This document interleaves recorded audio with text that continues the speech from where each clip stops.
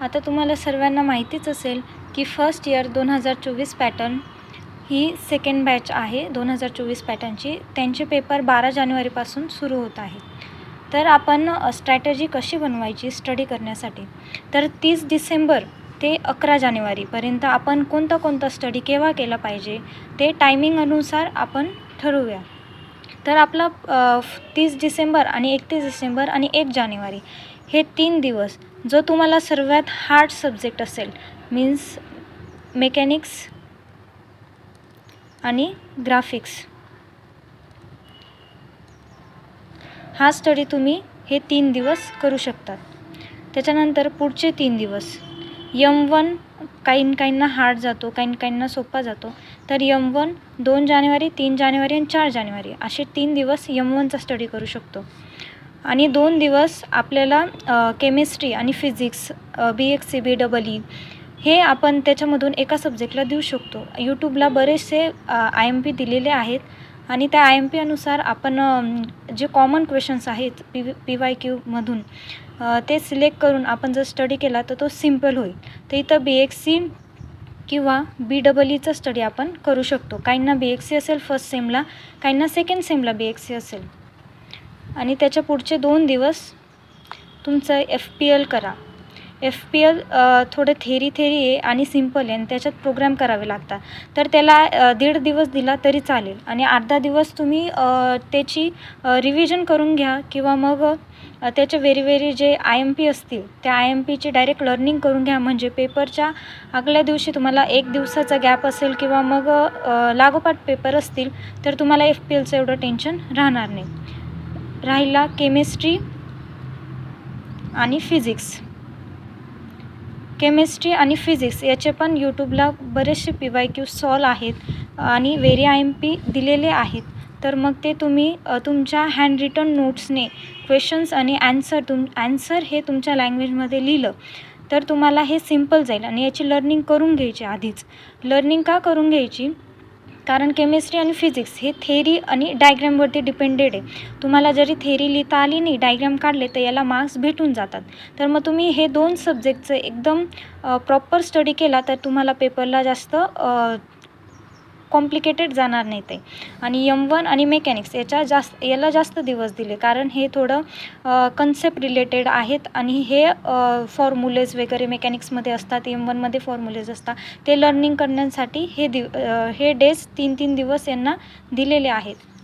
आणि नंतर 11 जानेवारीला जो 12 जानेवारीला पेपर असेल त्या पेपरचा स्टडी 11 जानेवारीला आणि 10 जानेवारीला हाफ डेपासून स्टडी करायचा आहे. म्हणजे 12 जानेवारीचा पेपर आपल्याला सिम्पल जाईल. 12 जानेवारीला M2चा पेपर आहे, काहींना M2 असेल काहींना नसेल, तर मग त्याच्यानुसार तुम्ही स्टडी करू शकतात. आणि PYQ is very important. PYQ हे खूप इम्पॉर्टंट असतं कारण PYQमधूनच येतात. आणि तुम्ही PYQ 2019 पॅटर्नचे पण घेतले आणि 2024 पॅटर्नचे तुम्हाला एक क्वेश्चन पेपर रेफरन्सला असेलच. तर मग हे दोघं तुमच्याकडे वेळ असेल तर मग ह्या दोघं पॅटर्नचा पण स्टडी केला तरी तुम्हाला पेपर सोपा जाणार आहे. आणि फॉर्म्युले हे M1मध्ये लिहून आले तरी मार्क्स भेटतात.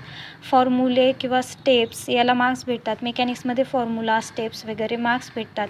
त्याच्यानंतर BXCमध्ये BEEमध्ये काही वेळा BXCमध्ये डायग्रॅम काढल्या तरी मार्क्स भेटतात. BEEमध्ये जास्त करून न्यूमेरिकल्स येतात, थेरी कमी असते आणि डेरिवेशन जास्त येतात. तर BEEचा जास्त स्टडी करायचा तुम्हाला जर फर्स्ट सेमला BEE असेल तर. आणि फिजिक्स आणि केमिस्ट्री याला पण डायग्रॅम काढायच्या. डायग्रॅम काढल्या की मार्क्स भेटतात. थेरी तुम्ही त्या डायग्रॅमचं वर्किंग वगैरे तुम्ही मनाने लिहू शकतात. डायग्रॅम ह्या प्रॉपर काढायच्या आणि सोडायच्या नाही. म्हणजे जिथे डायग्रॅम काढायचे असतील तिथे डायग्रॅम काढून यायच्या. आणि पेपरच्या आधी जास्त टेन्शन घ्यायचं नाही कारण आपण PYQमधूनच क्वेश्चन येतं जास्त करून.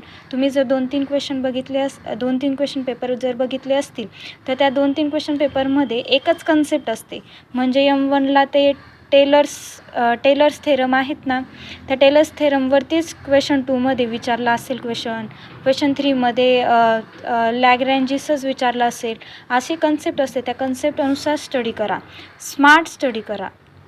स्मार्ट स्टडी केल्याने तुम्हाला हे सर्व इझी जाईल आणि डेज असे डिस्ट्रीब्यूट सेपरेट केले ना तर आपल्याला स्टडी करायला पण इझी जातं. मी इथं मेकॅनिक्स आणि ग्राफिक्स का सांगितलं कारण ते मेकॅनिक्स आणि ग्राफिक्स हे हे जर एंडिंगला केलं तर मग आपण इथून बाकीच्या सब्जेक्टचा स्टडी करून थकून जातो. आणि हा असा स्टडी आहे की याला पूर्ण मेंटली स्टेबल राहावं लागतं, म्हणजे फॉर्म्युलेज लर्न करायला किंवा मग हे ग्राफिक्सचे जे ऑर्थोमेट्रिक आयसोमेट्रिक डायग्राम आहे ते काढण्यासाठी स्टेबल माइंड लागतं.